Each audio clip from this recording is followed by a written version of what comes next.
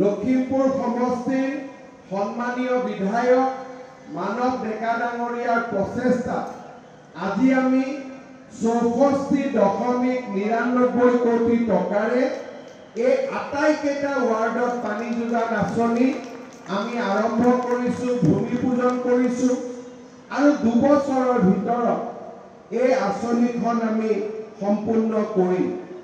শ্ৰদ্ধাৰ ৰাইজ, এই আঁচনিখনত এটা বিশেষত্ব হ'ল যে এই আঁচনিখনৰ বাবে আমি ডিপ টিউবেলৰ পৰা পানী লোৱা নাই।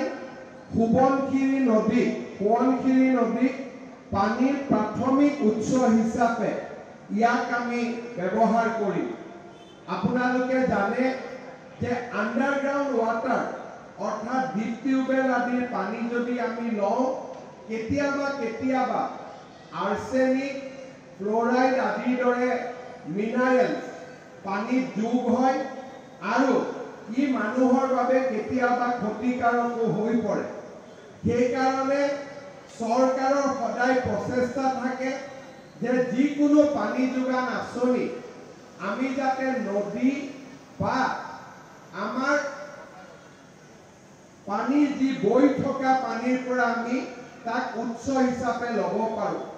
বৈ থকা পানী উৎস হিচাপে ল'লে এই আঁচনিখনত কেতিয়াও ফ্ল'ৰাইড বা আৰ্ছেনিক আহিব নোৱাৰে আৰু মানুহে বিশুদ্ধ খোৱা পানী পাব পাৰে।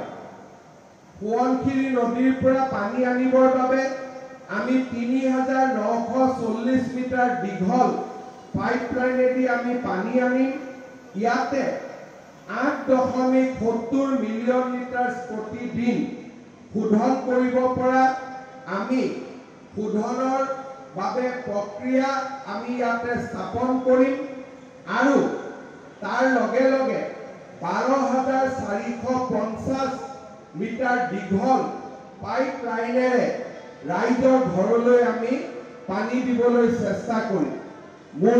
মই অনুভৱ কৰোঁ যে এই দুইখন প্ৰথম পৰ্যায়ৰ আঁচনি আৰু দ্বিতীয় পৰ্যায়ৰ আঁচনি, এই দুইটা পৰ্যায়ৰ আঁচনি সমাপ্ত হোৱাৰ পিছত লখিমপুৰ চহৰৰ ৰাইজে বিশুদ্ধ খোৱা পানী লাভ কৰিবলৈ সক্ষম হ'ব আৰু এই গোটেই কামখিনি বিধায়ক মানৱ ডেকা ডাঙৰীয়াৰ অক্লান্ত প্ৰচেষ্টাত আজি এই কামখিনি সম্ভৱ হৈছে।